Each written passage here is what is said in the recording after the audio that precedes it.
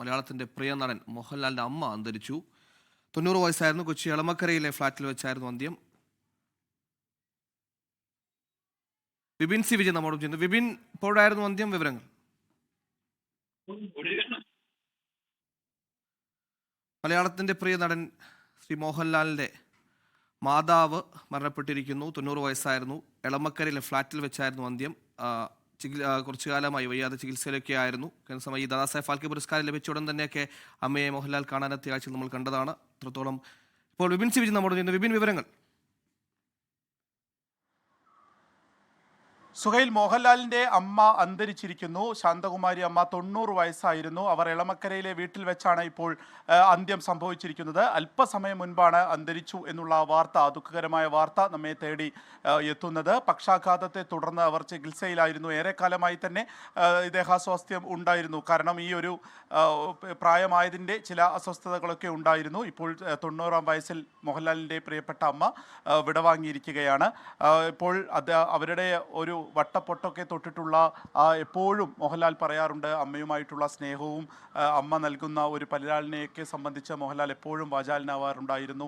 എത്രയോ തവണ നമ്മളത് കണ്ടിട്ടുള്ളതാണ്. അവരുടെ എളമക്കരയിലെ വീട്ടിലേക്ക് ചെല്ലുമ്പോൾ തന്നെ ആ അമ്മയുടെ ഒരു ഐശ്വര്യം, അമ്മ ആ വീട്ടിൽ ഇരിക്കുന്നതൊക്കെ തന്നെയാണ് എപ്പോഴും ആ വീട്ടിലേക്ക് എത്തുന്നവർക്ക് വളരെ സ്നേഹവും പ്രിയപ്പെട്ടതായിട്ടുള്ള ഒരു കരുതലും നമുക്ക് ആ വീട്ടിൽ നിന്നൊക്കെ തന്നെ കാണാൻ സാധിക്കുമായിരുന്നു. മോഹൻലാൽ കൊച്ചിയിലേക്ക് എത്തുമ്പോൾ ഉടൻ തന്നെ അമ്മയുടെ അടുത്തേക്കാണ് ഓടിയെത്താറുള്ളത്. ഇപ്പോൾ തിരുവനന്തപുരത്ത് നിന്ന് കൊച്ചിയിലേക്ക് താമസം മാറിയതിനു ശേഷം, അതായത് പിതാവ് അന്തരിച്ചതിന് ശേഷം പിന്നീട് കൊച്ചിയിലേക്ക് എത്തിയതിനു ശേഷമൊക്കെയുള്ള കാര്യങ്ങൾ മോഹൻലാൽ എപ്പോഴും പറയാറുണ്ടായിരുന്നു. ലാലു എന്നുള്ളതായിരുന്നു ആ അമ്മ മോഹൻലാലിനെ വിളിച്ചിരുന്നത്. പിന്നീട് അത് മലയാളികളുടെ മോഹൻലാലിനെയുള്ള ഒരു വിളിപ്പേരായി മാറുന്നത് അങ്ങനെയാണ്.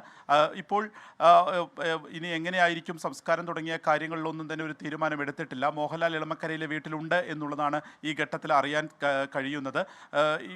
അദ്ദേഹത്തിന് ദാദാസാഹേബ് ഫാൽക്കെ അവാർഡ് ലഭിച്ച സമയത്ത് ആദ്യം ഓടിയെത്തുന്നത് അമ്മയുടെ അടുത്തേക്കാണ്. അമ്മയുടെ അനുഗ്രഹം വാങ്ങി, അമ്മയുടെ ആശ്ലേഷണവും ചുംബനങ്ങളും ഏറ്റുവാങ്ങിയതിനു ശേഷമാണ് ഇന്ത്യയിലെ തന്നെ ഏറ്റവും പരമോന്നത ബഹുമതി ഏറ്റുവാങ്ങാനായി മോഹൻലാൽ പിന്നീട് ഡൽഹിയിലേക്ക് പോകുന്നത്. അങ്ങനെ ഏറെ പ്രിയപ്പെട്ട അമ്മയെക്കുറിച്ച് എപ്പോഴും മോഹൻലാൽ വാചാലനായിരുന്നു എന്നുള്ളത് നമുക്ക് എല്ലാവർക്കും അറിയാവുന്ന കാര്യമാണ്. കുട്ടിക്കാലം മുതൽ തന്നെ മോഹൻലാലിൻ്റെ സിനിമാ സ്വപ്നങ്ങൾക്ക് ചിറക് വെച്ചതിൽ അമ്മ നൽകിയിട്ടുള്ള ഒരു പങ്ക്, അമ്മ നൽകിയിട്ടുള്ള പ്രചോദനം, അതിന് ഒപ്പം നിന്നിട്ടുള്ള കരുതലൊക്കെ എപ്പോഴും മോഹൻലാൽ ഓർത്ത് പറയാറുണ്ടായിരുന്നു.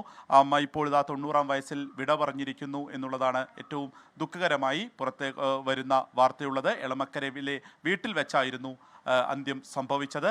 പക്ഷാഘാതത്തെ തുടർന്ന് കഴിഞ്ഞ കുറച്ച് ദിവസങ്ങളായി തന്നെ ചികിത്സയിൽ തുടരുകയുമായിരുന്നു. സുഹൈൽ, അമ്മയുമായുള്ള മോഹൻലാലിന്റെ ഗാഢമായ ബന്ധത്തെക്കുറിച്ച് അദ്ദേഹത്തിന്റെ വാക്കുകൾ കൂടി തന്നെ മലയാളികൾക്ക് ഏറെ പരിചിതമാണ്. ആ ഗതിവേഗത്തെ നിർണയിച്ച, തൻ്റെ കരിയറിനെ പോലും അടയാളപ്പെടുത്താൻ പ്രചോദനമായ, എപ്പോഴും പിന്തുണച്ച ആ മാതാവ് എപ്പോഴും മലയാളികൾക്ക് പരിചിതമായ ഒരു മുഖം കൂടിയാണ്. എപ്പോഴും മോഹൻലാലിൻ്റെ വാക്കുകളിലൂടെ ആ ലാളിത്യമായ എളിമയും ആ സ്നേഹമൊക്കെ നമ്മൾ പലപ്പോഴും അനുഭവിച്ചറിഞ്ഞതാണ്. ഏറ്റവും സങ്കടകരമായ വാർത്തയാണ് ഇപ്പോൾ വരുന്നത്. 90-ാം വയസ്സിൽ പ്രിയപ്പെട്ട നടൻ്റെ മാതാവ് അന്തരിച്ചിരിക്കുന്നു. എളമക്കരയിലെ ഫ്ളാറ്റിലായിരുന്നു അന്ത്യം.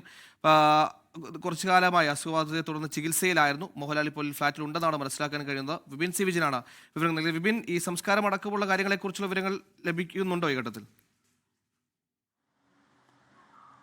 ഇത് സുഹൈൽ, അതിലേക്കൊന്നും ഒരു തീരുമാനമായിട്ടില്ല. അല്പസമയം മുൻപാണ് ഈ മരണം സ്ഥിരീകരിച്ചത്. ഇപ്പോൾ പിന്നെ എവിടെ വെച്ചിട്ടായിരിക്കും തുടങ്ങിയിട്ടുള്ള കാര്യങ്ങളിലൊന്നും തന്നെ ഒരു തീരുമാനം എടുത്തിട്ടില്ല. ഇനി കൂടുതൽ കുടുംബാംഗങ്ങൾ ഉൾപ്പെടെയുള്ളവർ എത്തേണ്ടതുണ്ട്.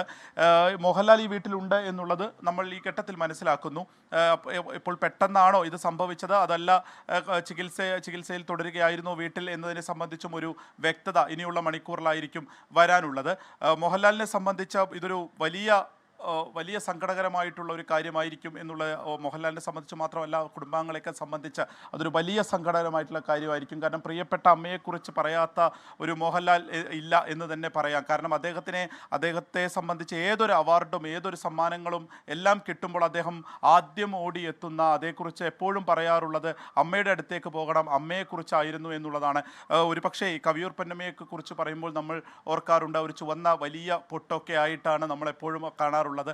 ഒരു പക്ഷേ ജീവിതത്തിലും അത് അതുപോലെ തന്നെ പിന്തുടർന്ന ഒരാളായിരുന്നു ശാന്തകുമാരി അമ്മ എന്ന് നമുക്ക് പറയാം. ആ എളമക്കരയിലെ വീട്ടിലേക്ക് പോകുമ്പോഴോ അല്ലെങ്കിൽ എപ്പോഴും മോഹൻലാലിനുമായിട്ടുള്ള ഒരു ഇൻ്റർവ്യൂ, ഒരു അഭിമുഖത്തിനുള്ള ഒരു അവസരം കിട്ടുമ്പോഴൊക്കെ അത്രയും സൗമ്യതയോടെ സംസാരിക്കുന്ന, അല്ലെങ്കിൽ മകൻ്റെ ആ വലിയ ഉയർച്ചയിൽ ഒട്ടും തന്നെ അത് ഏറിപ്പോകാത്ത രീതിയിൽ ആ സ്നേഹവും തുളുമ്പുന്ന ഭാഷയിലൊക്കെ അതേക്കുറിച്ച് പറയുന്നത് നമ്മൾ പലപ്പോഴും കേട്ടിട്ടുണ്ട്, കണ്ടിട്ടുണ്ട്.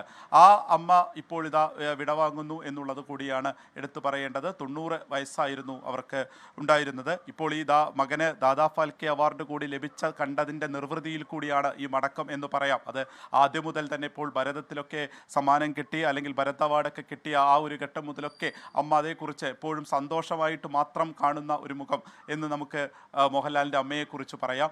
അതിപ്പോൾ ഈ ദാദാ ഫാൽക്കെ അവാർഡിൽ വരെ എത്തി നിൽക്കുന്നു. അപ്പോൾ അത് ഇനിയിപ്പോൾ അടുത്ത ഉയർച്ചകൾ കാണാൻ അമ്മയില്ല എന്നുള്ള ഒരു വേദന ബാക്കി നിർത്തിക്കൊണ്ട് ഈ ഒരു പുതുവത്സരത്തിന് തൊട്ട് മുന്നേ വെച്ച് അമ്മ മടങ്ങുന്നു എന്നുള്ളത് കൂടിയാണ്. ലോകത്തെവിടെയായാലും ഏത് സമയത്തും 24 വാർത്തകളും ഓഗ്മെന്റഡ് റിയാലിറ്റി പാക്കേജുകളും എക്സ്പ്ലെയിനറുകളും വിശദമായി കാണാൻ ഞങ്ങളുടെ യൂട്യൂബ് ചാനൽ നിങ്ങൾക്ക് സബ്സ്ക്രൈബ് ചെയ്യാം.